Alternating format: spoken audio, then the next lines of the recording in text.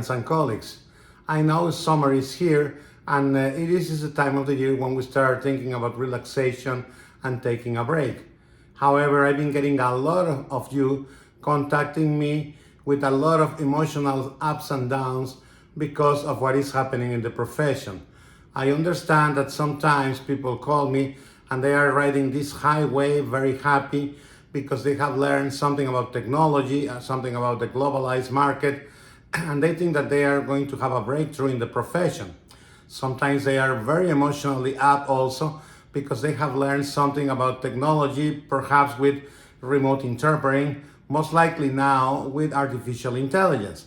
But then sometimes you colleagues contact me and you are riding a down, you are depressed because you come to realize that every time there are less and less jobs for you. Perhaps because you believe or in your perception there is less in-person interpreting, but most importantly, because you are starting to be convinced that artificial intelligence will totally replace interpreters. And that is something we have to consider very, very carefully. The truth is, my friends, that this is an emotional roller coaster, but we cannot be desperate. We cannot give up. We have to look forward and be smart about it. The first thing we have to accept, speaking of modernity, is that distance interpreting, RSI, will never go away. That is here to stay. However, it is finding its place on the market where there are certain services where it is ideal for, and there are others that are absolutely impossible for it to fulfill. The same thing is happening with artificial intelligence. It is very impressive. It is advancing very, very fast. However, my friends, we can never lose perspective of the fact that it's not developing, it's not growing equally in all different language combinations. So depending on your work languages, you might be a few years or perhaps even a decade away from really feeling the competition on the part of AI.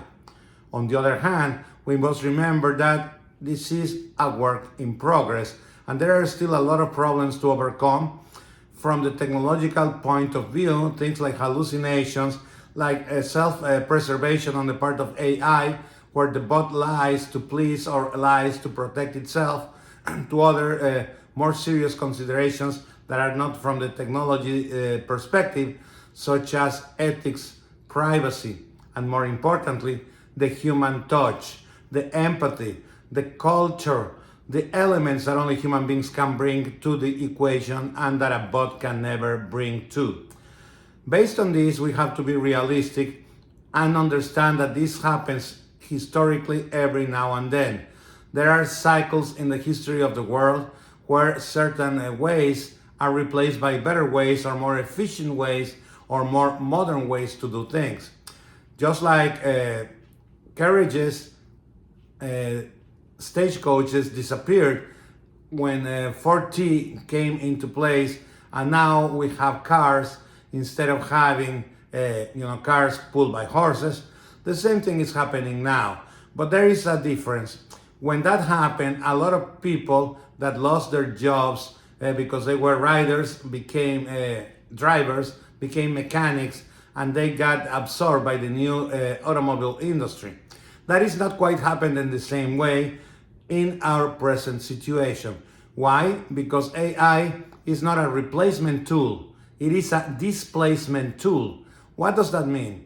That means that indeed certain people that are doing things the old way will continue to thrive as interpreters in the modern world, but there are some others that are going to lose their jobs. They are going to lose their assignments and their place in the profession. It's very important for us, therefore, to understand who will be able to make it at the other end of the pool once that this revolution gets to the point that we know where we are going. Important, my friends, is to understand that specialization and quality will always trump anything that has to do with artificial intelligence. There are going to be certain interpreters that will not have their jobs threatened. If your job has to do with security clearance, with confidentiality, with high stakes government or private sector business, your jobs will be safe. that will not be impacted by artificial intelligence because it's not trustworthy, it's not reliable for that. And I like to see that the way that music evolved. In the 19th century, if people had a party, they had a special occasion, they had to hire an orchestra to come and play so they could dance and they could have fun, because that's the only way that they knew how to procure music. Later on came the recorded music, and first with record phonographs, then record players, then radios, cassette tapes, CDs, and now streaming the music. We see that people now, if they throw a party, they don't need to bring an orchestra to their home. However, people are still willing to pay a lot of money to certain musicians to attend their concerts, whether it's a symphony orchestra or a rock and roll or country western music star. So what does that mean? That means that the people that were the journey musicians going from home to home, from night to night, playing at these parties, were displaced by modernity. However, the recorded music did not displace the high quality, the highly specialized, the musicians at the very top. And the same thing is going to happen, and it's indeed already happening, with interpretation. This is something that we have to keep in mind all the time. At the same time, my friends, we have to keep in mind that there's a second aspect that we should never lose sight of. That means that the market for artificial intelligence interpreting is getting there, is being established, and it will not go away either. Why is that? Because there are certain things that you can interpret with artificial intelligence to the satisfaction of the client, that you can interpret with artificial intelligence and do perhaps a better job than what you have right now. Let me explain. There are certain meetings for logistics, telephone calls, for infrastructure, where people were retaining interpreting services just to find times and dates where they could meet for the main meeting, where they could discuss the venue, the logistics, what they were having for lunch, who was going to sit where, and so on. Those kinds of arrangements can be done without the use of a human interpreter, perhaps through artificial intelligence, or maybe just by a bilingual phone call. Remember, most of this work anyhow, especially before we had the pandemic and remote interpreting, were tasks that were completed by bilingual individuals. No interpreters required, because there was really no high stakes in place. Here is the same thing. There are certain things that will be done that way. In public service interpreting, the same thing will happen.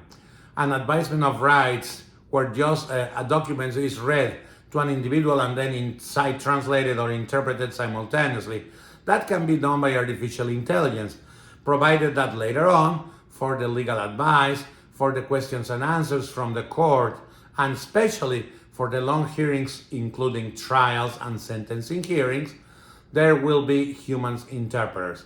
And the same thing will happen in the healthcare field. If somebody shows up in a small clinic and that person is very ill or injured, there will be a need to make very tough and quick calls by the part of the physicians or the paramedics or the nurses. There will probably be no interpreters there, but artificial intelligence will do the work. A lot of these things were taken care of anyway by paramedics and nurses that were bilingual. So this is not really work that interpreters are losing.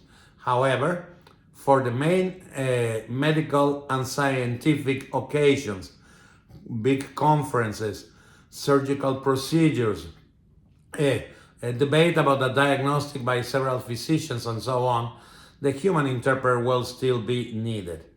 What I'm trying to say here is that yes, this is not a replacement tool. Artificial intelligence is a displacement tool, but it will displace the poor quality interpreters and those who have made a career of really interpreting or providing services that are not absolutely irreplaceable or required by a human being. In other words, the people in the middle will probably see their jobs gone in a few years. Some of them sooner than others, depending on their working languages, but this will happen. But in the long run, my friends, if you specialize, if you become an elite interpreter, if you are one of the top-notch interpreters quality-wise, you will always have work, regardless of how evolved and how good artificial intelligence might be. Just like right now, a lot of people decide when they go out to eat to go to a fast food restaurant and spend very little money. There's always the possibility that people will spend a lot of money to go to a 3 Michelin star restaurant to have the best of the best meal.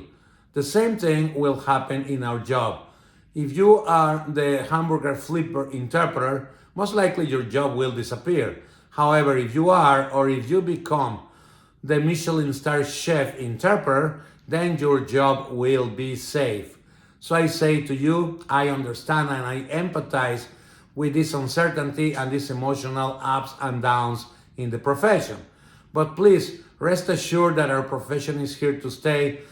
As long as we specialize, we improve the quality of our service, and we come to understand that there's no use in fighting to keep the middle ground. That will be eventually lost to the bot, or to the bilingual individual, or to the application in the cellular phone. That's not where we should be. That's not what we should aim for. Will there be less interpreters? Yes, there will be less interpreters. But if you really love the profession and you want to be an interpreter or continue being an interpreter, specialize, get better, become an elite, a top-notch interpreter, be ethical, respect confidentiality, and you will always have a job. So don't despair, just specialize and improve. At least that is my opinion. Thank you very much.